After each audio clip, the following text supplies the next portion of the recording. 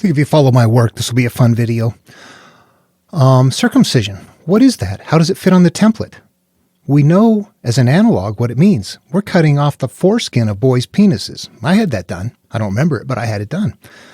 And there is an origin, a point of origin for that to happen in Jewish material that we're going to look at. And I want to talk about whether or not it's supposed to be done and go through and show evidence in the Bible and in Jesus' teachings in the Gospel of Thomas and the Nag Hammadi, where we're being told that's not even, you don't even do that. It's not viable to cut the skin off the penis. And my name is Dan Paulson. Let's get into that. And what I'm going to do is start right off with the origins of this. Where did the idea of circumcision first appear in Judaism? We're going to go to the Bible, and here we are at chapter 17. And I'm not going to go through a lot of Bible setup. We'll just get into the verse itself. We go down to 10, 11, and 12 right here. I'm going to read those. That's where it first appears, verse 10. 17:10 in Genesis. This is my covenant, which you shall keep between me and you and your offspring after you. Every male among you shall be circumcised. Boom, there it is. It just appeared in Judaism. You shall circumcise the flesh of your foreskins, and it shall be a sign of the covenant between me and you. Throughout your generations, every male among you shall be circumcised when he is 8 days old. 8 days old. Keep that in mind, including the slave born in your house and the one brought with your money from any foreigner who is not of your offspring. All right, so from the perspective of analogs, it's pretty simple. If you're Jewish and you want to keep your covenant with me, take your boys 8 days old and cut the foreskin off their penises. That is God saying, here's how you prove your value to me. What I'm going to do is talk about that 8 days. You circumcise your boys when you're 8 days old. People that have been following my work understand that there's a very critical part in Jewish material, the day 7. Day 7 represents, on the template, a point in the human development where we are young and we haven't begun to attach to life yet. We're not experienced with life. We haven't begun to wire to the world experiences. We're innocent children. And as life goes on, we become very hurt. Whenever we're directed to do something to return to 7, or when Jesus says later, ask a child 7 days old about the place of life and you will live. It's all getting back to this referencing back to a point before you connected. We're supposed to extract this. It's not plain language. All right. And if you haven't been following my work, I'm going to lose you right here, but that's okay. I'm talking to the people who do follow my work. What is the male? The male is the consciousness. The female is the inner being in this material. Adam and Eve, naked, unashamed, in the Garden of Eden at day 7. That represents conscious, subconscious, in a happy place. 7 just being a reference, meaning that this is the time when you were happy as a kid before you became connected with the world. And today we want to disconnect from it. This is a time before we connected to it. Then we connected. Now we're trying to disconnect. 7 is a time that represents before life happened and we became manifestations of our perceptions.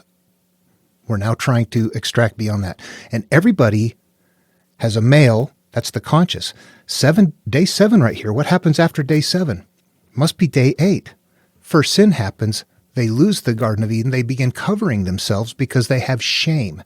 This represents us now entering into life, experiencing life, losing our joy, and covering ourselves up because now we have things to hide. There's things that we don't want to talk about. There's things we don't want to discuss with people. There's a lot of conflicting issues that we have.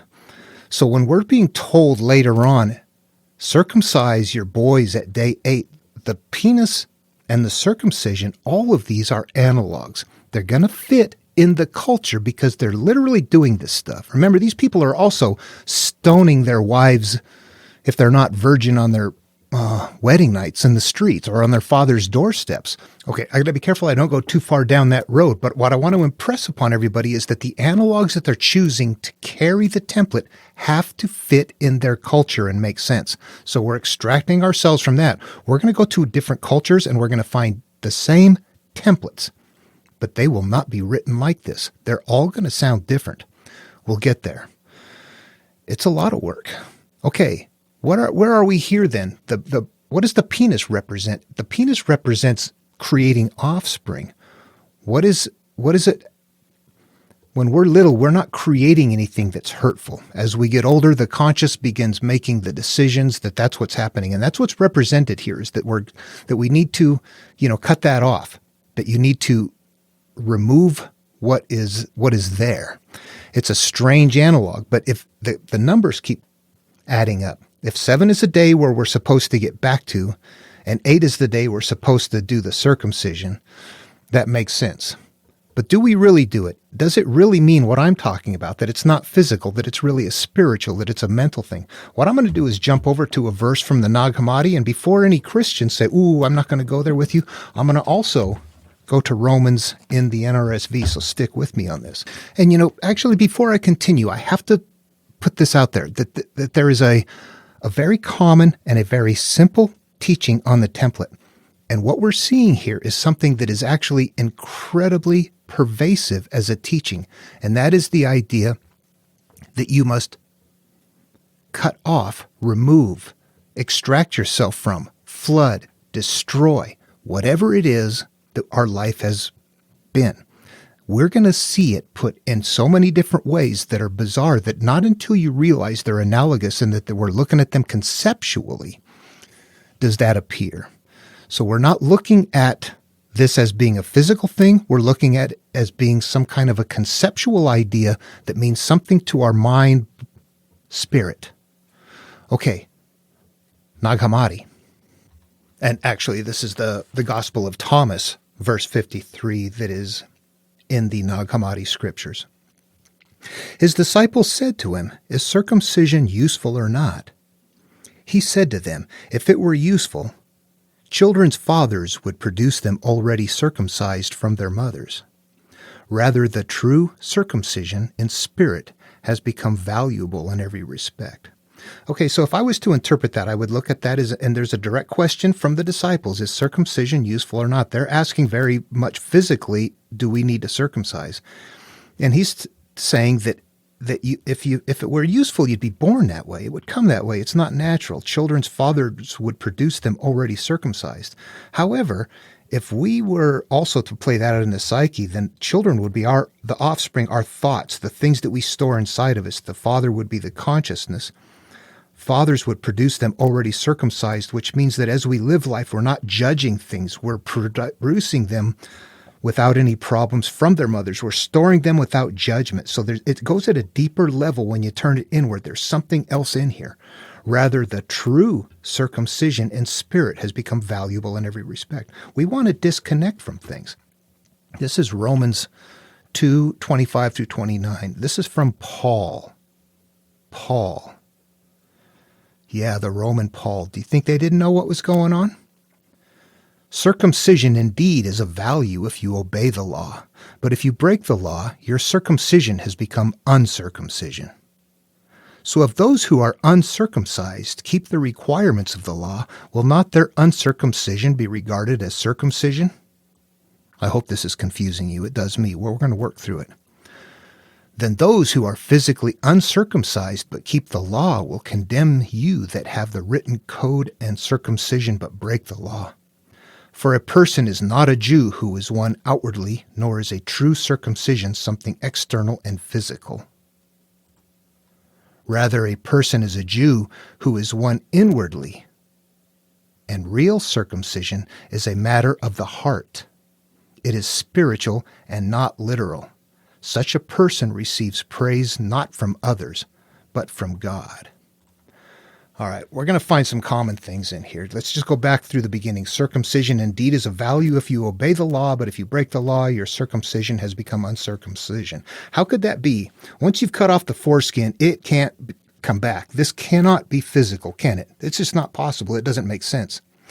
If it's physical, that means getting rid of what hurts you is in value if you continue to live a good life. But if you don't continue to live a good life, then the things that you are not fettered with, now you become fettered with. Okay, so if those who are uncircumcised keep the requirements of the law is not the law of the land, the law is the law of the spirit world, just not connected with things. We're not connected. We're not judging. We're not naming. Judge not lest you be judged. The nature will come back to you. We're letting all of that go. So if those who are uncircumcised, we're not connected, keep the requirements of the law, continue to live a good life, will not their uncircumcision be regarded as circumcision? So the fact that, the circumcision it's a very convoluted thing to say, isn't it? It's kind of saying that if you're living a good life, the circumcision doesn't even matter, whether it's circumcised or not. The circumcision is a spiritual circumcision, you're good. Then those who are physically uncircumcised, that means if you have not had your foreskin cut off, but you keep the law, they will be able to condemn those who have the written code, who are the religious people and have circumcisions, but don't live in compliance with the teaching. For a person is not a Jew. A Jew is not a Jewish person in this teaching. That's an analog. That's anybody who turns inward and goes on this path. That's the way that they're holding it. You can have a Buddha nature. You can have a Christ nature. You could be a Jew. If you're on this path, you're a Jew. For a person is not a Jew. You're not on the path. Is one outwardly, let me think again.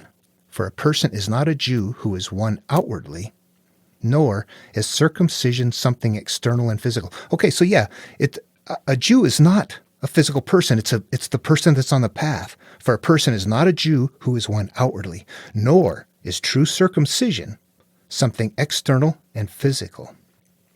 It's a spiritual thing. We're trying to purify ourselves. Rather, a person is a Jew who is one inwardly. The real circumcision is a matter of the heart. It is spiritual and not literal. Such a person receives praise not from others, but from God. That last line, I'm going to pull something back to Jesus and make a comparison here. Rather, a person is a Jew who is one inwardly, and real circumcision is a matter of the heart. It is spiritual and not literal. Such a person receives praise not from others, but from God. Conceptually,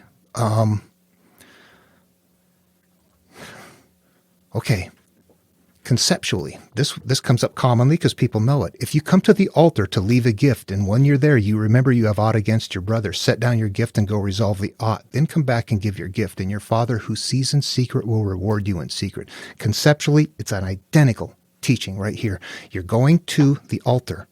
That's conceptual. That means I am connecting with the higher being. I want good graces. I want a better life. My life sucks. I want something good. While I'm there asking for a better life, I realize I got a bunch of stuff I'm dragging with me. It's a bunch of crap in my head. And if I want good graces, I no amount of begging for a good life. The secret, the DVD, just forget about that stuff. Here's where it goes backwards. This is why the DVD fails, and it's a pyramid scheme. You have to resolve this stuff if you want a good life. We're told that through all the material, that your life experience is dependent upon the quality of this. You go resolve all of that stuff. That's your hurt, your pain, your shame. What things do you hide inside of you? Not the stuff that you show to people, but the stuff you know inside yourself that hurts. That is affecting your life. That stuff has to be resolved, or you're not going to get a good life. If we go back and look at this one again, what does it say?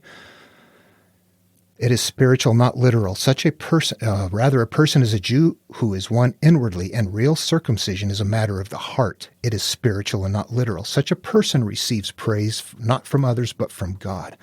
So this is saying that the real circumcision is clearing out the things in your heart. The heart is what? What you hurt, what feels, what makes you feel. That's mental stuff. It is spiritual and not literal. Well, it can't be spiritual in a sense that we can't interact with it. We have to, if we are going to interact with it, it has to be mental.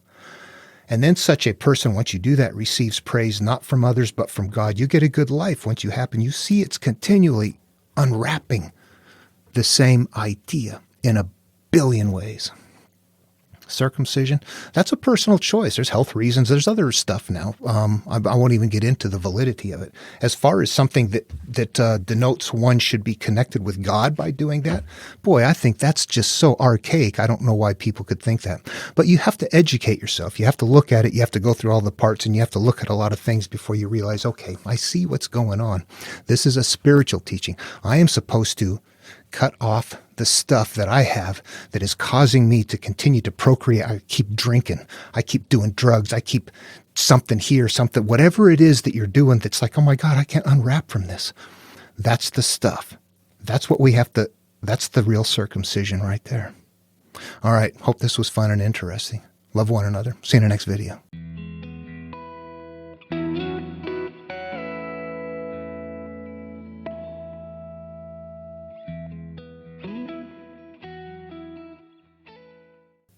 Did you make it this far? A Jew is a believer. A Gentile is a non-believer.